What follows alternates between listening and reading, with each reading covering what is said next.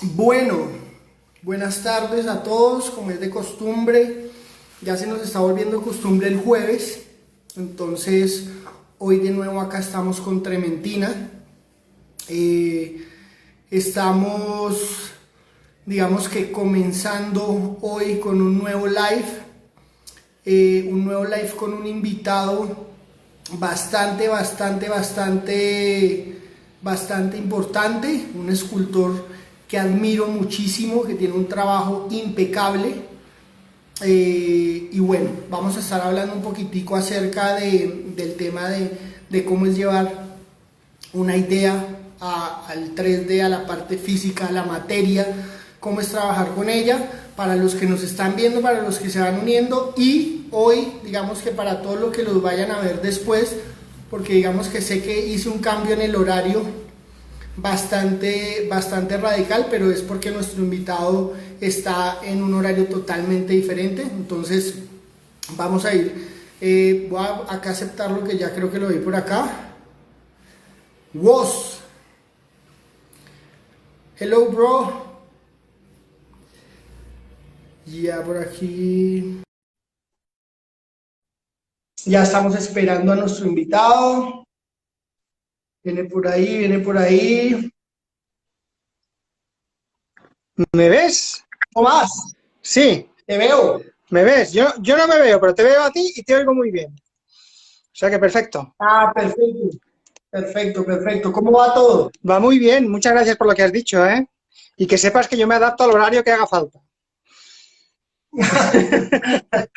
No, acá tú, ya hemos tenido dos veces que hacer cambio de horario. Primero lo hicimos con Roger Olmos y ahora lo hacemos contigo, pero bueno, vale la pena. Vale, vale. Les contaba un poquito acerca, he recibido muchas preguntas estos días que la gente sabía que ibas a estar.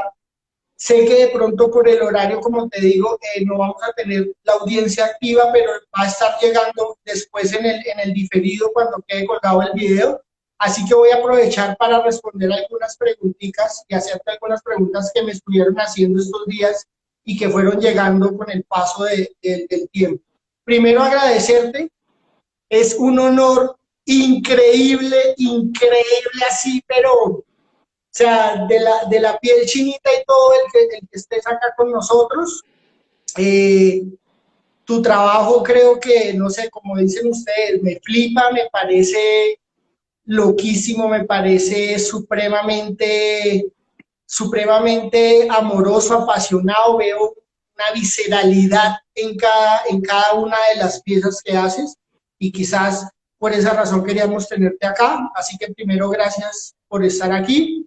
Eh, no sé, regálanos el saludo inicial antes de comenzar. No, muchísimas gracias a ti. El honor es mío y la verdad es que me alegra mucho que me digas estas cosas porque, sobre todo lo de la visceralidad y la sinceridad, porque de verdad es hago lo que me apasiona y me alegra de que por fin a alguien le pueda interesar, porque te tengo que decir que durante 20 años a nadie le interesó lo que hacía.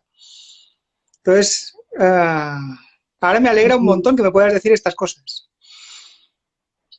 Sí, yo pienso que es algo que suele pasar mucho en el arte y sí, es vivir mucho tiempo en esa parte incógnita hasta que en algún momento la persona indicada o la persona que realmente debía encontrar tu trabajo empieza a dar chispitas para el mundo de lo que hay. Sé que, y según lo que he investigado, sé que pues podemos conocer mucho más de tu obra gracias a tu incursión en empezar a trabajar en películas. Creo que esto fue lo que nos dio la oportunidad de tenerte hoy acá y que cada vez la gente conozca más tu trabajo. Eh, digamos que sí me gustaría comenzar con una pregunta muy básica y es, ¿cómo te encontró a ti la escultura? Yo siempre he dicho que las artes lo encuentran a uno más que uno encontrarlas a ellas. Sí, sí, Entonces, ¿a ti cómo te encontró la escultura? sin duda. Mira, en esto las madres, que siempre tienen razón, a mí me estuvo diciendo toda mi infancia que yo sería escultor, y yo le decía que no, porque en realidad mi pasión de niño y de joven y siempre ha sido el cine, o sea, a mí me apasiona el cine, y yo de pequeño quería ser director de cine, yo quería hacer películas, pero claro, cuando era niño no tenía oportunidad de hacer nada, entonces lo único que podía hacer era construir los decorados, ¿no? Y me acuerdo que con 8 años yo construía decorados de Indiana Jones con plastilina y pues me imaginaba planos, ¿no? Yo construía todo aquello para hacer unos planos imaginarios, pero no tenía ni cámara, para que te hagas una idea. Entonces yo me pasé toda la infancia construyendo cosas para hacer películas imaginarias, ¿no? Y lo hice, lo hacía con 8 años, lo hacía con 12, yo con 12 años construí una mano mecánica de esta con cables de efectos especiales con 4 cosas que había visto en algún vídeo, ¿no? Iba construyendo cosas así. Y cuando decidí ir a estudiar Bellas Artes, a los 18 años, me fui con la idea de ser director de cine, ¿no? Y estudié los 3 primeros años de Bellas Artes con la idea de hacer cine. Evidentemente tuve que pasar por dibujo, tuve que pasar por pintura, tuve que pasar por escultura.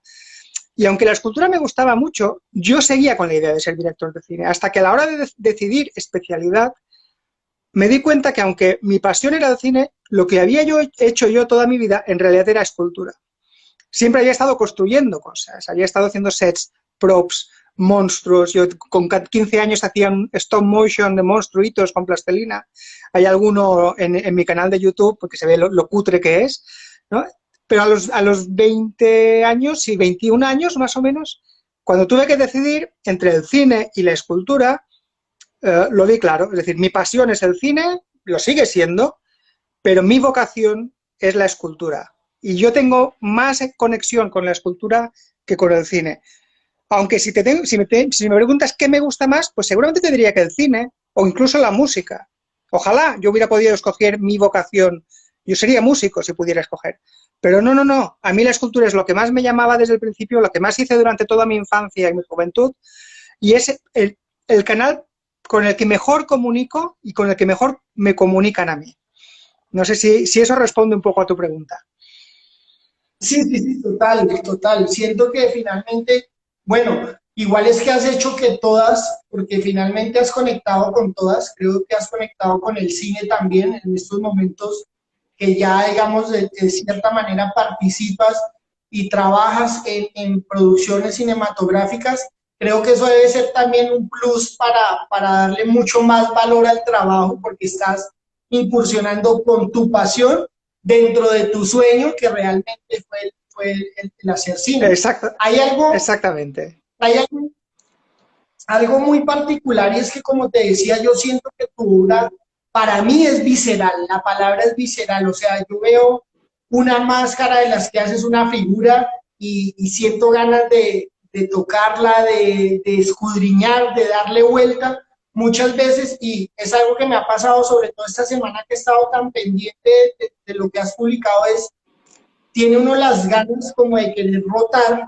esa imagen y mirar qué hay mucho más detrás de todo esto.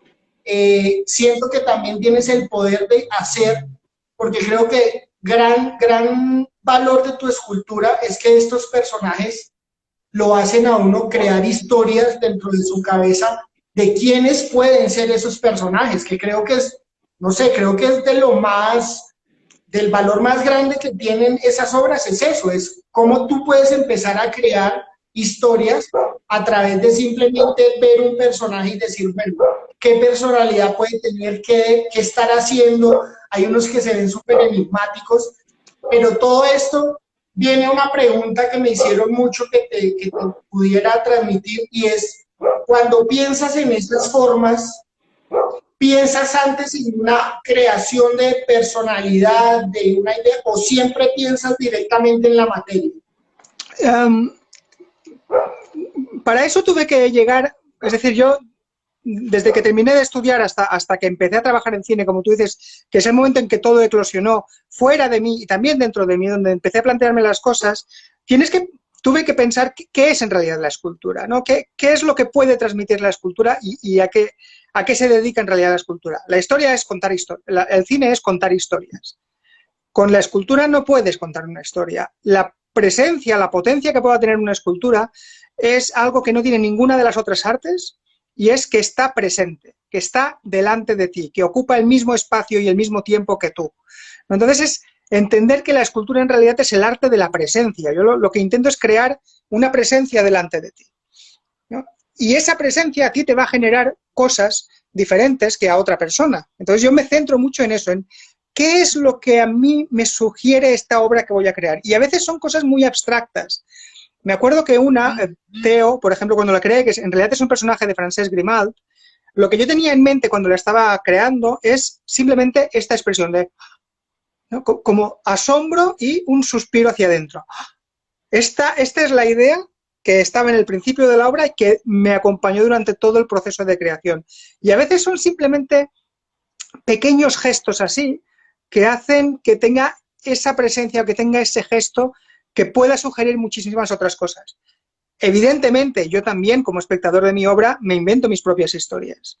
Pero esas historias no me sirven para crear o la escultura no nace de esa historia, sino que es inevitable, por decirlo así.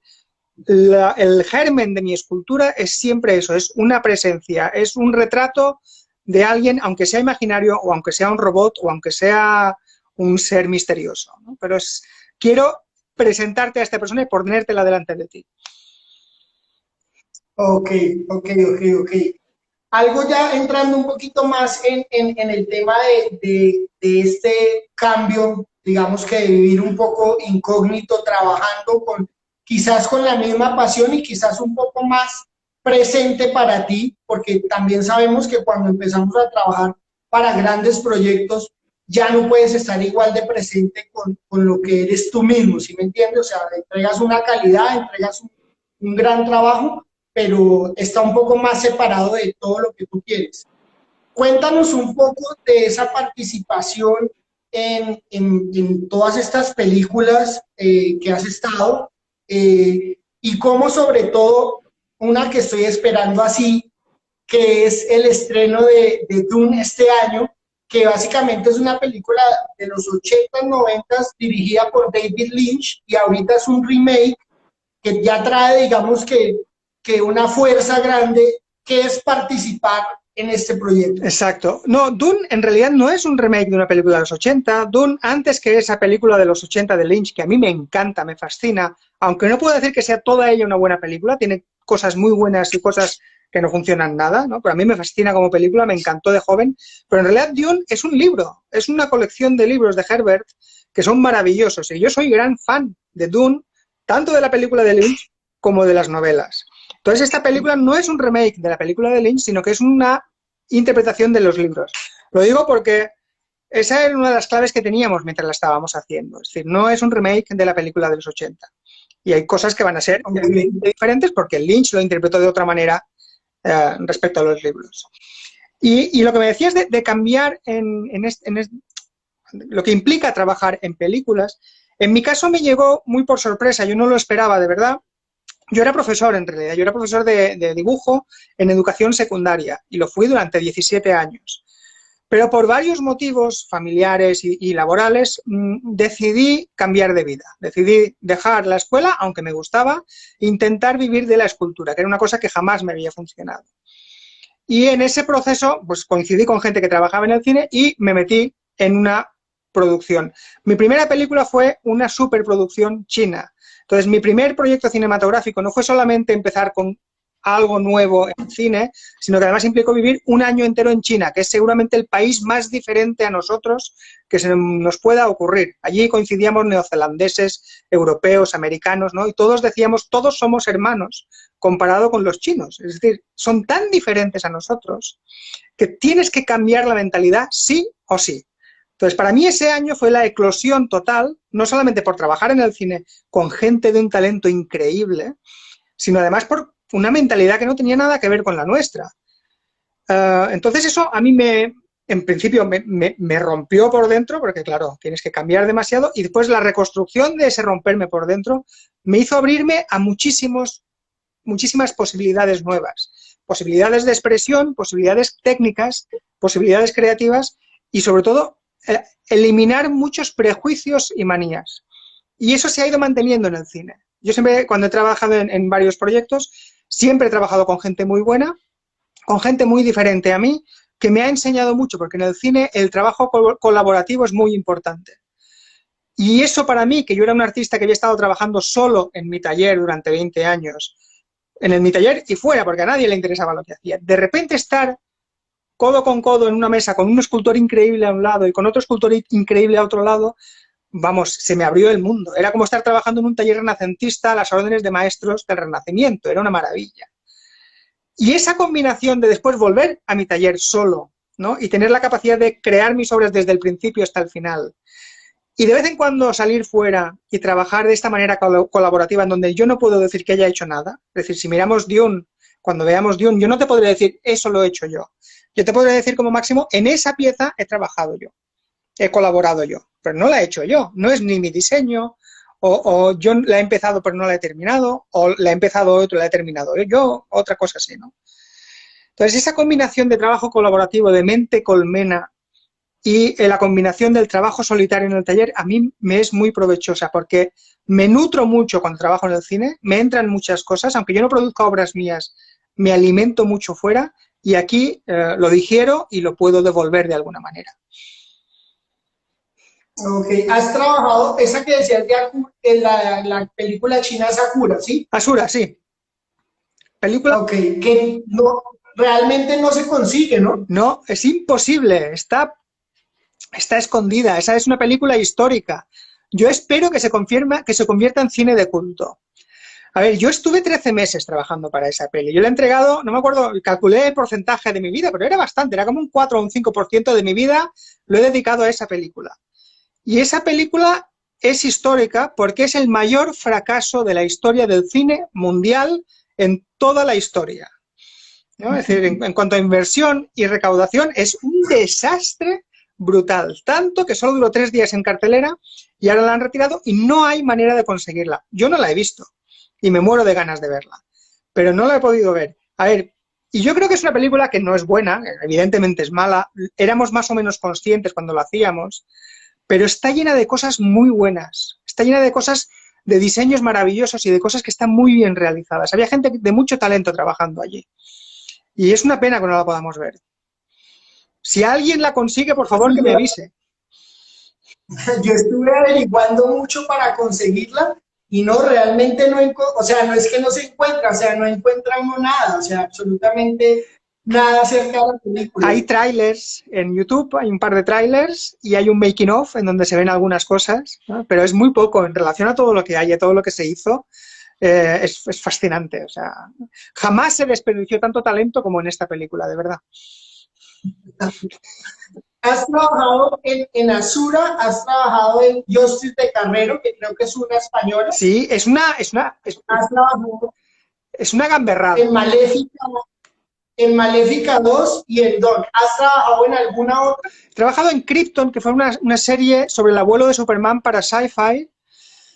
Una serie que también se quedó un poco a medias, pero que a mí me parece que tiene cosas muy chulas también. Y no, ya está. Es que yo empecé muy tarde. Yo esto empecé en el 2015 y no he querido nunca enlazar muchos proyectos. Yo quiero volver a mi taller y crear obra personal. Claro, pero desde que comenzaste tarde en el 2015, pero ha ido como en ascenso, o sea, ha sido Sí.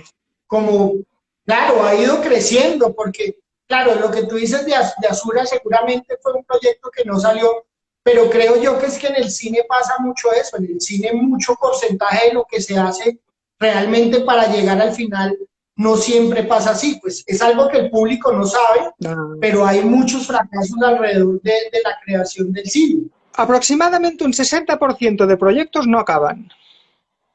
O sea, de proyectos que empiezan, desde que se da la decisión de empezar, un 60%, es decir, más de la mitad, no se terminan. O se terminan y no se proyectan, porque hay muchas películas que han sido terminadas, montadas y todo, y no se proyectan y están escondidas. Es increíble, ¿no? No somos conscientes de eso. Ok. Algo que te quería preguntar es, y lo dijiste ahorita, cuando estás trabajando para una producción tan grande, realmente no puedes decir, claro, soy Tomás, yo creé tal armadura, hice tal cosa, es un proyecto conjunto, pero en ese proyecto conjunto, ¿cómo no caer en el juego de algo que es, yo creo que es, sobre todo acá en Latinoamérica es muy fuerte y es el ego del artista, el querer salir, el querer, porque acá pasa mucho, no sé si en Europa pasa igual, pero acá en Latinoamérica pasa mucho y es que los egos de los artistas son muy grandes. Entonces, ¿cómo juegas y cómo no caes en ese ego cuando sabes que trabajas en producciones donde tu trabajo es un aporte a una cantidad de cosas para generar un producto? Sí.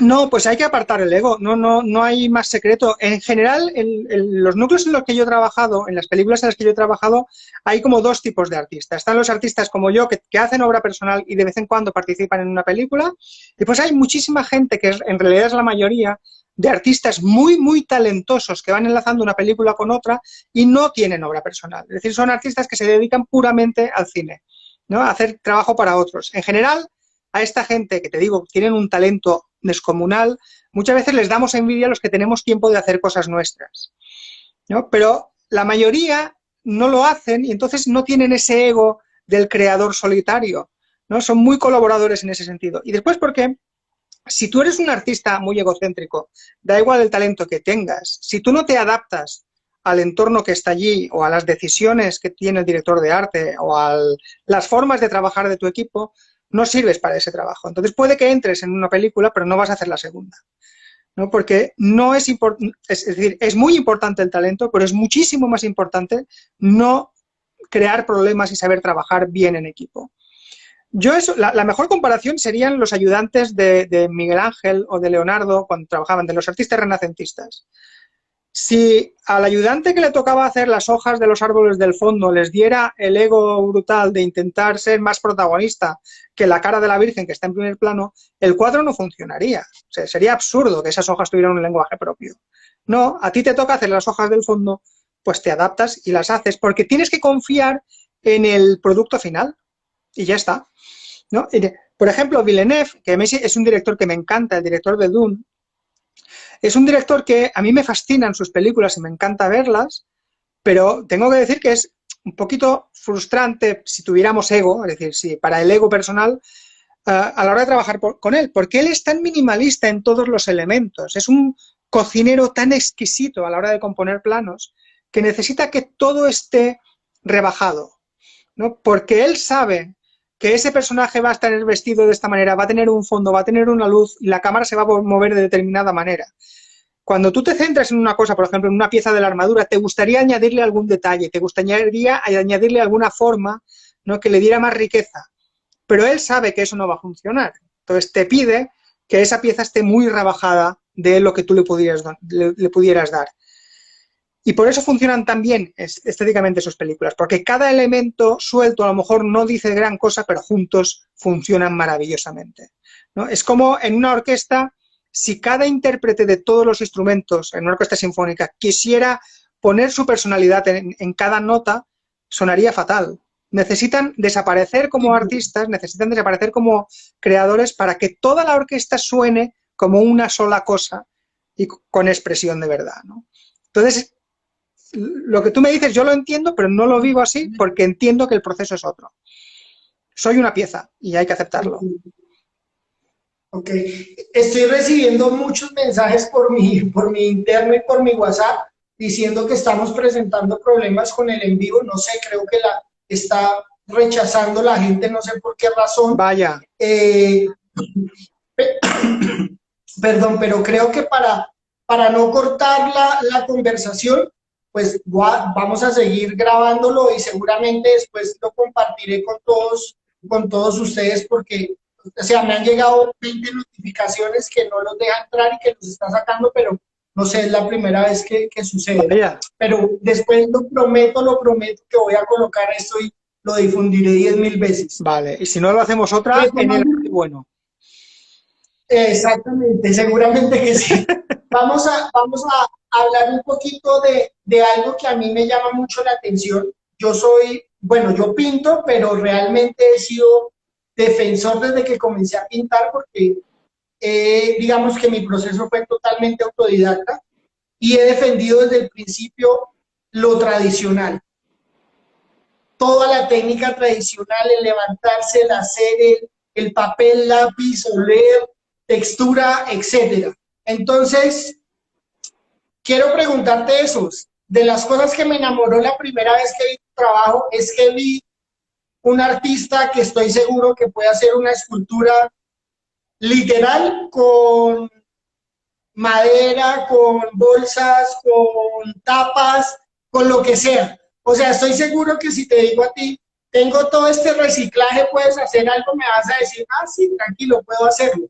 Entonces, eso me atrapa un montón y quiero saber cómo ha jugado toda esta técnica tradicional, porque me has dicho que vienes de dibujo, de pintura, de academia, se puede decir, para incursionar de pronto en todas estas películas donde muchas veces también hay un trabajo muy digital detrás. Es decir, por ejemplo, yo siempre me he puesto a pensar que, por ejemplo, las personas que hacen concept art muchas veces se crean formas que anatómicamente o que cuando se van a producir a la realidad no son factibles, ¿sí me entiendes? Sí, sí, O sí. sea, si yo me pongo un super casco y lo diseño en papel, que tiene un cuerno y tiene, pero si me voy a la batalla con eso, pues me voy de cara.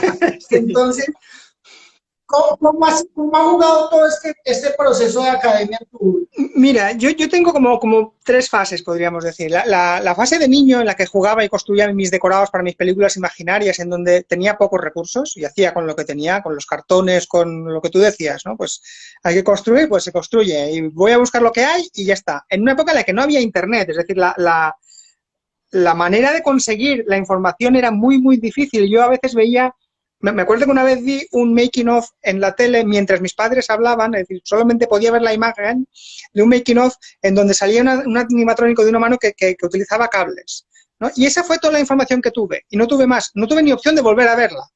La retentiva que tenías que entrenar en esa época era muy grande, y pues a ver, ¿cómo lo hago? ¿Y eso cómo era? ¿Y cómo estaba unido? Pues no tengo ni idea. No tengo ni idea ni manera de saberlo, porque no puedo ir. Es decir, no tenía información. Yo vivo en una isla que está apartada de todo y estoy en el lado menos habitado de la isla. Es decir, que no podía ni ir ni a la ciudad a ver si podía encontrar a alguien que supiera, ¿no? Entonces, esa parte fue muy creativa.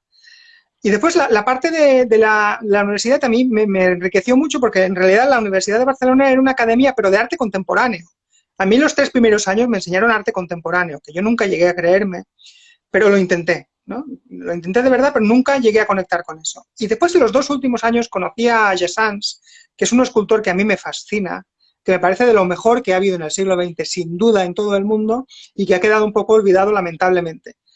Y a mí él me enseñó todo lo que pueda haber de bueno en mis piezas, viene directamente de Jessans, ¿no? Y Jessans era un escultor puramente tradicional. Y yo me considero un escultor tradicional en todos los sentidos. O sea, creo que estoy haciendo escultura tradicional aunque haga robots. Y esos 2 últimos años encerrados en un sótano, despreciados por los conceptuales que venían a insultarnos de vez en cuando, es ahí donde realmente se hizo mi formación. Después estuve profundizando muchísimo en eso, en el modelado en arcilla y acabados en escayola sobre todo. Hice alguna talla en madera, talla en piedra hice solo una mientras estudiaba porque es tan lento que no pude, no seguí por ese camino porque no tengo paciencia, ¿no? Y después empezar en el mundo del cine y todo lo que vino después hizo juntar las dos cosas. Es decir, el rigor del arte tradicional, el rigor del respeto profundo a la forma y a los antiguos, con la creatividad de cuando hacía decorados sin nada y la locura de todo un mundo de fantasía y ciencia ficción. Y dije, ¿por qué no juntarlo todo y trabajar con todo a la vez? O sea, ¿por qué no? ¿No? Y ahí es donde nació toda esta obra que puedes ver ahora. Claro, y después por otro lado, cuando me voy a trabajar en una película, yo normalmente, en Asura yo fui concept artist y después en las otras no he sido concept artist, pero estaba en ese segundo escalón que interpreta el concept para llevarlo a la realidad. Y a veces tengo que aportar alguna idea o soluciones, ¿no? Y claro, yo siempre me sentía un poco cohibido porque siempre estaba con gente que era buenísima, o sea, gente de un talento brutal y con unos referentes que yo no conozco, porque yo no sé mucho de concept art. Y no sé nada de videojuegos, por ejemplo, es una cosa que no he entrado nunca y no conozco, es que no tengo ni una sola referencia. No conozco cómic, no conozco los personajes superhéroes, todo esto, siempre me siento perdido. Entonces, todos iban con sus referentes que ellos conocen y yo de repente me presentaba allí con una referencia de arte etrusco y ¿por qué no planteamos algo así para la nave? ¿No? Y siempre es algo que les sorprende y les puede llegar a gustar, ¿no? A veces he sido valorado en ese sentido porque al menos traigo cosas diferentes. Y el mundo clásico en realidad tiene muchísima cosa que ofrecer a todo lo que se haga ahora y lo que se haga dentro de 2000 años, sin duda. ¿Y por qué no interpretar una nave extraterrestre como se lo hubieran hecho los etruscos, ¿no? Pues a ver. Sí, es totalmente cierto. Eso que decías ahorita me hace acordar mucho de mi juventud y de mi infancia, porque yo, como no tenía acceso a estudiar en una universidad, yo realmente cualquier videito que veía, porque estamos hablando de hace, no sé, 15 años, 16 años, donde acá en Colombia aún menos había acceso a Internet, es decir, el Internet era por cable, si te conectabas 5 minutos era, mejor dicho, un boom, y muchas de las cosas que yo aprendí fue porque vi ciertas cosas en videos muy chiquiticos y literal, yo por ejemplo veía que un artista que me gustaba estaba tomando algo blanco y mi cabeza de una vez decía, eso es leche, voy a comprar leche, ¡pam! De una. Entonces, compraba una cantidad de cosas que al fin y al cabo el 90% se perdía porque no servía y porque no se sabía qué era, pero realmente sí, queda uno con una chispita de creación muy rápida que ahorita de pronto se pierde un poco. Y creo que por eso en esto he sido enfático también, la producción de arte contemporáneo en estos momentos es muy facilista.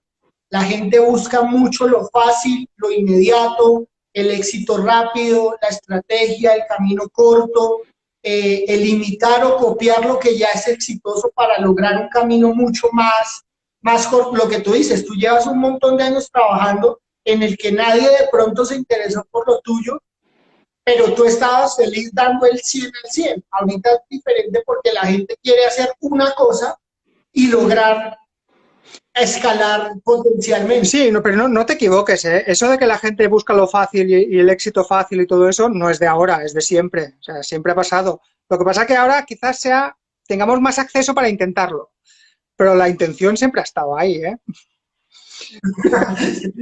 Bueno, a mí, es que a mí ahorita se me hace que es muchísimo, sobre todo porque a mí de las cosas que creo que me atraen de un artista, sea escultor, sea pintor, ilustrador, es ese punto de la realidad y de la esencia de lo que realmente él es, de lo que quiere comunicar, de que finalmente, no sé, lo decía Gustav Klimt, si quieren saber de mí, miren mis cuadros, y es así de fácil. Es una ley facilísima y debería ser totalmente aplicable. Yo siempre he querido hacer escultura.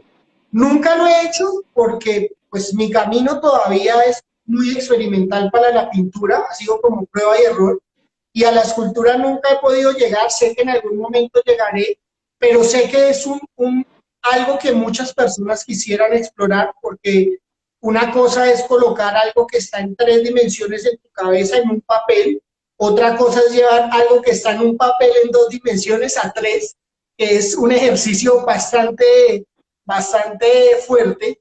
Sí quisiera preguntarte, las personas que quieren iniciar a la escultura, ¿qué camino es el que tú les dirías? Mire, la mejor manera de comenzar es aquí. A ver, a mí no me gusta nada dar consejos o trucos de cómo hacerlo, ¿no? Lo que sí que puedo decir que es cómo lo hice yo y cómo a mí me ha funcionado. Entonces, si alguien no sabe y está de verdad perdido, mi consejo es, haz escultura del natural. Es decir, coge un modelo, si no puedes tener un modelo físicamente, coge muchas fotos del modelo e intenta interpretarlo de verdad. Ahora a mí me han planteado que un curso online. Estoy en la plataforma dibujarbien.com, una plataforma que se acaba de crear ahora, que me encanta el proyecto que tiene, y me propusieron que colaborara con ellos. Me dijeron, ¿cuál sería lo primero, lo que tú recomendarías para eso? Y yo dije, mira, un retrato. Hacer simplemente un retrato. Es el ejercicio más difícil que se te pueda ocurrir en escultura, es el más comprometido, porque si no te sale bien, lo vas a notar enseguida, ¿no? Pero al mismo Sí, tiempo claro. vas a aprender muchísimo. Entonces yo creo que la escultura del natural es fundamental y es un ejercicio, lo del retrato es un ejercicio que yo me impongo a mí mismo cada año, ¿no? Y además este año hemos tenido la suerte de poder filmarlo y está todo filmado en el curso y puedes ver desde el principio hasta el final todo el proceso de cómo yo hago ese retrato y cuáles son las indicaciones que voy dando. Entonces, sin duda sería esta, del natural. Sí, yo vi el tema del curso, estuve ayer o antier estuve explorando, obviamente sí, enfrentarse al retrato, pues en esculturas que no tienes cómo fallar.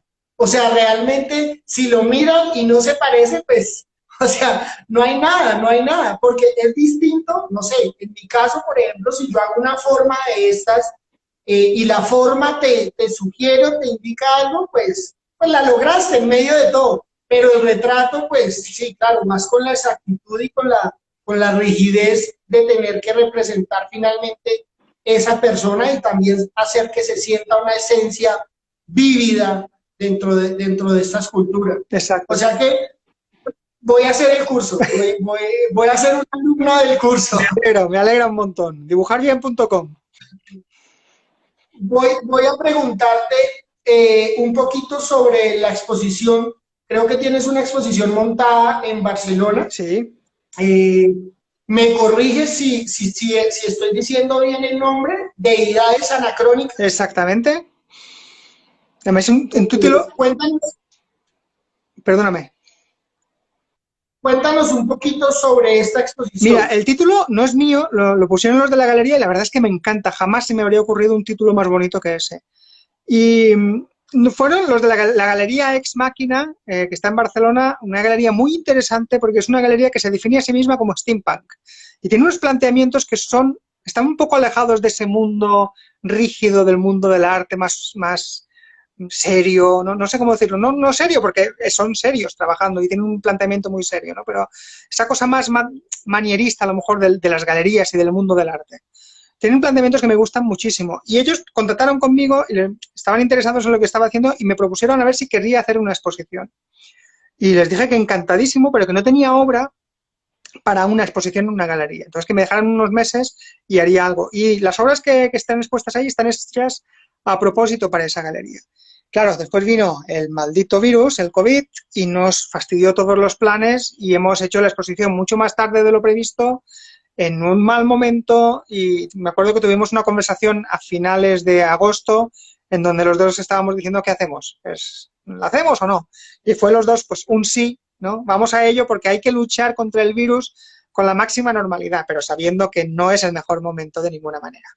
Pero bueno, si alguien nos está viendo y está en Barcelona, por favor, que vaya a la Galería Ex Machina con mascarilla, que está todo previsto allí y puede ver mis obras en directo. Porque una cosa que me parece muy interesante en la escultura es presenciar siempre que se pueda la escultura en directo. O sea, la escultura es algo para que la tengas delante y no para ser vista en foto, ¿no? Aunque la foto nos puede calmar un poco, nos puede ayudar, ¿no? Pero en realidad tienen que verse en directo.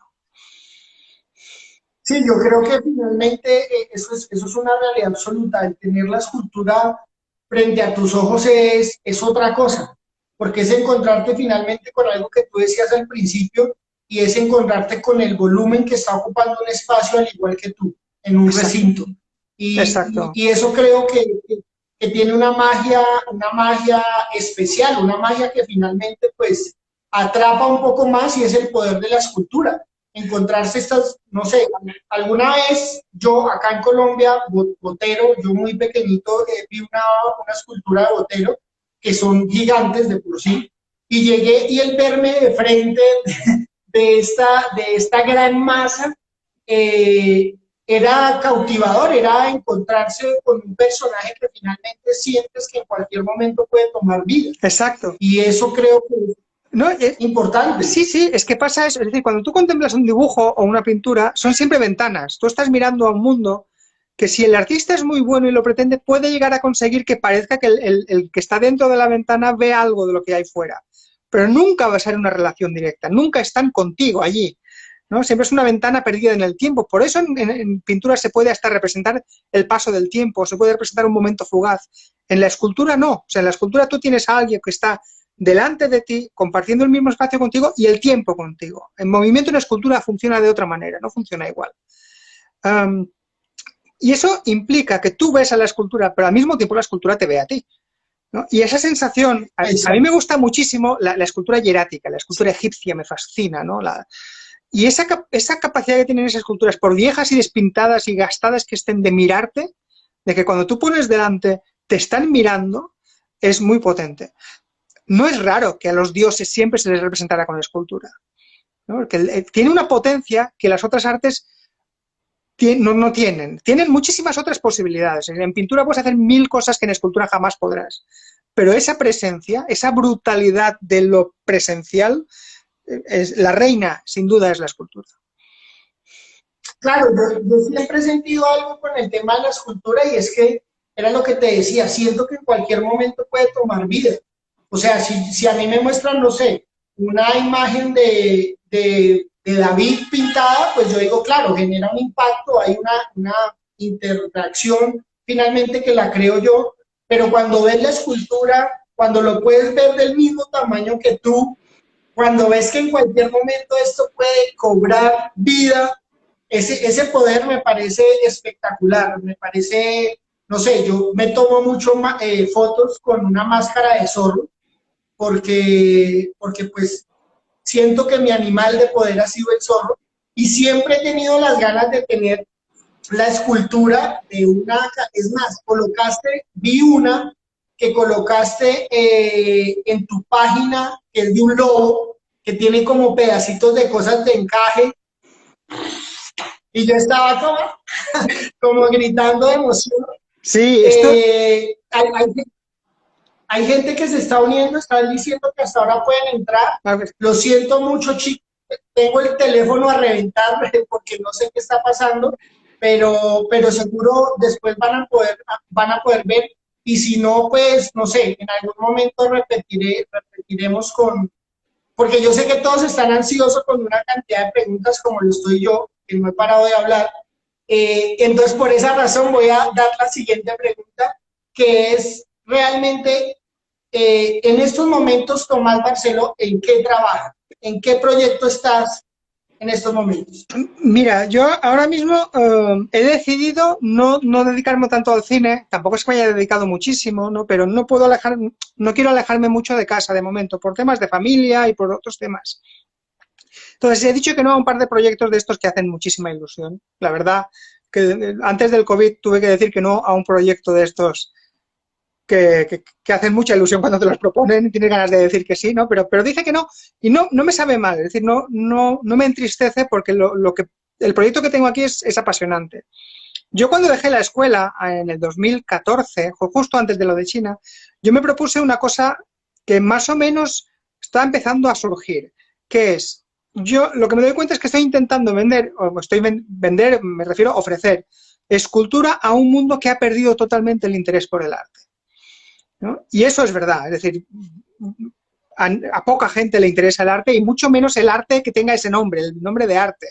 Por eso intento no hablar nunca de que yo hago arte, ¿no? Yo hago piezas o yo hago cosas o hago mazoms, y por eso viene el nombre de la mazomería y creé la mazomería por eso.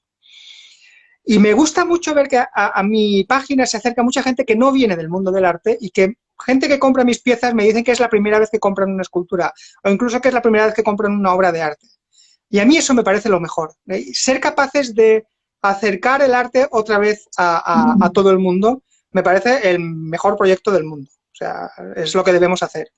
Y yo ya he tenido discusiones con muchos artistas, porque muchos artistas que estaban conmigo o que conocía de antes, de mi fase más contemporánea o más clásica, no sé cómo decirlo, ¿no? Ahora no entienden el cambio este que he hecho, no entienden el cambio en mi obra, ¿no? Y yo siempre les digo, pues dejad de quejaros de que mira, ahora mismo acaba de entrar el Lale Monés, que hice un directo con ella que me encantó, y es una artista, una escultura que me fascina. Y fue con ella que estábamos hablando de este tema, y decía eso, dejemos de quejarnos los artistas de que al mundo no le interesa lo que hacemos, y hagamos el esfuerzo nosotros de crear cosas que puedan interesar al mundo, ¿no? Y ese es el camino. Y ahora mismo de películas, solo estoy pendiente de una. Es un proyecto en realidad de bajo presupuesto que me parece maravilloso, que no puedo contar nada, pero que tiene que ver con México y me apetece muchísimo hacerla, muchísimo, muchísimo. Y además creo que tendré la suerte de poder hacerlo desde mi casa. O sea que ojalá, ojalá. Okay. Sí, tienes mucha razón en lo que dices acerca de dejar esa queja y empezar a crear. Bueno, yo siempre, digamos que el camino del arte, sobre todo acá, bueno, en todo el mundo, pero Latinoamérica tiene un poquito más bajo aún el nivel de adquisición de arte, porque para muchos todavía es un gran lujo y para un gran porcentaje es algo de lo que no conocen y finalmente no les interesa. Pero eso que dices tú de crear algo que finalmente llame la atención, capture, va a llegar a encontrar la persona que se interese por él. Finalmente creo que es un camino largo y es lo que les repito mucho a las personas que me preguntan o que han estado en cursos conmigo, y es que finalmente el camino no acaba. Yo digo que nosotros seremos eternos aprendices por siempre. Siempre seremos aprendices y siempre estaremos tratando de dar el máximo. Sí, De tus obras, hay un cambio que veo últimamente, publicas que están haciendo un cambio a la policromía. Estás migrando de pronto a generar más color, a impactar un poco más con color.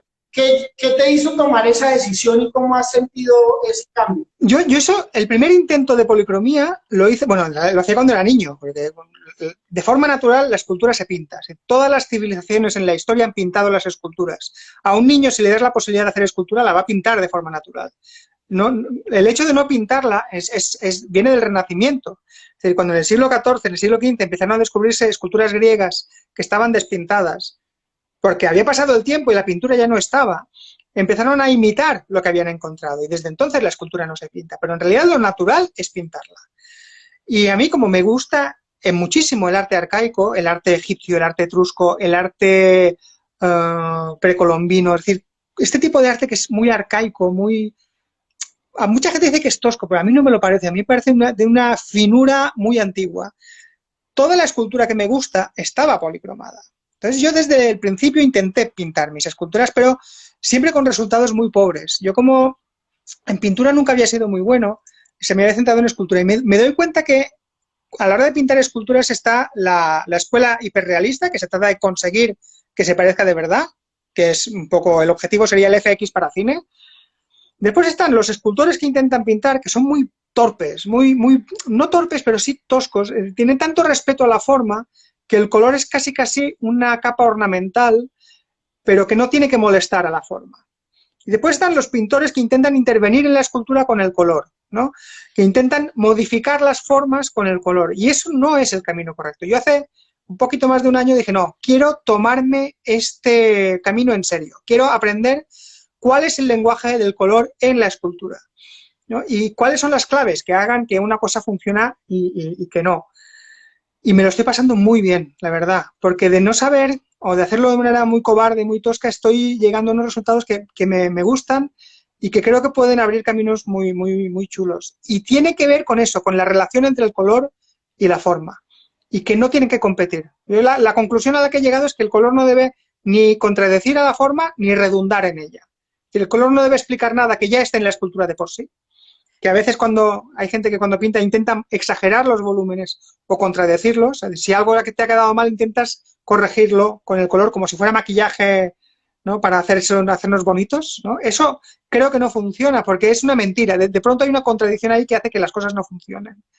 Pero tampoco puede ser algo que quede neutro, que no le aporte nada, ¿no? Y ese equilibrio entre las dos cosas es algo que me está costando mucho encontrar, pero que el camino de búsqueda me está divirtiendo muchísimo. Y a veces hago simplemente ejercicios de a ver qué pasa si se me va la olla muchísimo, ¿no? A ver qué pasa. Ahora he compartido una hoy precisamente en Instagram, que es un experimento, que no sabía lo que iba a pasar al final, ¿no? Pero ¿qué pasa si hago cosas así? Y hay cosas que me gustan. ¿Pero piensas en ese color antes de crearla o estás dejando que el color te llegue, digamos que sinestésicamente ya cuando tienes la pieza en tus manos? Mira, tiene que ver con lo que te decía antes de intentar acercar el arte a la gente. Una de las primeras decisiones que tuve que tomar es el precio. Es decir, el problema principal que tiene el arte es, primero, que no interesa a la gente, en principio, porque ha perdido el interés, y después porque es inaccesible. Cuando yo le dedicaba 2 años de trabajo a una escultura, el precio era inaccesible, y es normal. Entonces, la primera decisión que tomé es, tengo que conseguir obras baratas, ¿no? Tengo que conseguir, y es un objetivo que sigo manteniendo, que haya obras asequibles. En mi tienda intento siempre que haya piezas de menos de 100 euros, siempre, ¿no? 100 euros, no sé cuánto sería el cambio, ¿no? Pero de verdad que intento que no sean caras, aunque alguna entiendo que hay gente que no las pueda pagar, ¿no? Pero no estamos hablando nunca de miles de dólares, no estamos hablando nunca de estas cantidades. Y para eso tuve que cambiar mi manera de trabajar, que es reciclar mucho formas, reciclar mucho moldes, pero mantener siempre la idea de pieza única. Entonces, lo que me gusta mucho es tener una escultura, un molde, modificarlo ligeramente y después transformarlo cada copia transformarla completamente solamente mediante el color, ¿no? Y que el color sea capaz de expresar cosas distintas. Y Ok. es muy divertido hacerlo. Y una pregunta, a pregunta de posible comprador. ¿Haces estas ventas, las tienes habilitadas solo para España o para envíos internacionales también? No, para esto están en Etsy, utilizo la plataforma Etsy porque la verdad es que es muy, muy cómoda y funciona muy bien. Y he tenido algún problema, ahora con la situación del virus he tenido algún problema con algún país puntual de envío, pero son más que nada retrasos. Y sí que hay algún país que no hay posibilidad de envío, pero vamos, no creo que Colombia sea un problema. Esta semana he enviado una pieza a México, por ejemplo, y he enviado varias piezas a Chile últimamente también y ningún problema. Funciona muy bien, estoy muy, muy feliz. Ok, ok. Bueno, es una pregunta que le hago siempre a los participantes, ya un poco para cerrar, que se nos agota el tiempo, y es una pregunta que es como el aporte para todos los que nos están viendo. Un artista que te guste y un libro que consideres que se debe leer si te gusta el arte o si quieres ser artista. A ver, un artista que me guste, no te puedo decir el nombre porque ha muerto. De hecho, murió hace miles de años y nadie sabe quién es. Y sería el escultor de la cabeza verde de Berlín, una escultura egipcia que a mí me hizo llorar literalmente. Es decir, no estoy exagerando. Yo cuando me puse delante de esa escultura me puse a llorar y me cambió la vida. Mi vida no fue la misma antes y después de plantarme delante de esa cabecita, que es pequeña, que es un trocito de piedra, sí. Pero me cambió la vida. Pero no te puedo decir el nombre porque nadie lo sabe. El problema de que te guste el arte Okay. antiguo. Y el libro, pues es que me pasa un poco lo mismo, que me cuesta encontrar un libro moderno y te diría la Biblia, porque lo que está en la Biblia está después en todas partes. Y te diría la Biblia. Excelente, excelente. Ya me parece la respuesta, la mejor respuesta a estos live, pues, literal. O sea, es un libro que sí, o sea, sí, hay mucha información, muchas historias, muchas maneras de interpretar, muchas maneras de visualizar todo esto que se ve ahí. Me parece espectacular. Esta que dices de la cabeza verde de Berlín, ¿eh? ¿Sí? ¿Tiene más piezas de artista o solo conoces eso? Perdona, a ver si me ha cortado, no te he entendido. ¿Este artista tiene más piezas o solo conoces eso? ¿O solo tiene esa pieza? No se sabe. Es decir, no. Hay esculturas, es que seguramente no es obra de un artista, es obra de un taller, seguro. ¿No? Y hay esculturas parecidas de la misma época, pero a mí la que me fascina es esa. Y no te lo sé decir, no sé nada de él. A mí hay varios artistas así que me han fascinado.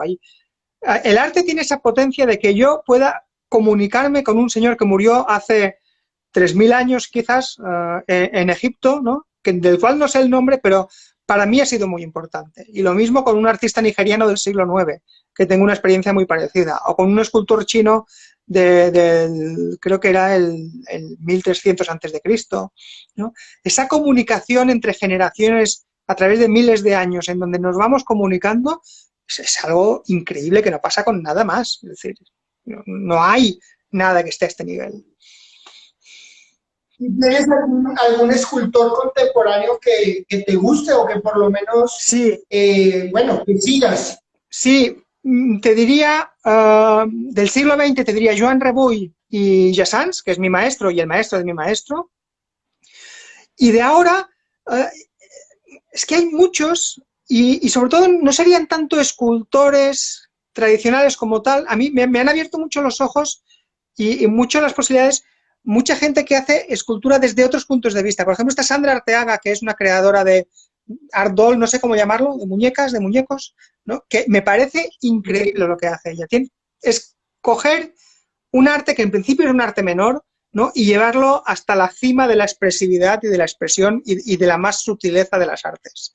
Y hay mucha gente así. Está Sandra Arteaga, por ejemplo, que hace muñecos. Me sabe mal decir muñecos porque es algo más, ¿no? Pero también está Mr. Finch. A mí Mr. Finch me impresionó mucho porque es un señor que hace peluches.